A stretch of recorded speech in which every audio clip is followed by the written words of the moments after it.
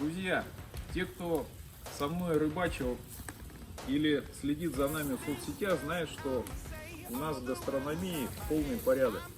Но в этот раз мы прямо идем по самым-самым высшим критериям. То есть вчера у нас была утка под малиновым соусом от Дмитрия Каплина и шурпа. Сегодня у нас на ужин вот такой барашек по-патагонски. Все прямо отбирали лучшего, хозяин лично занимался.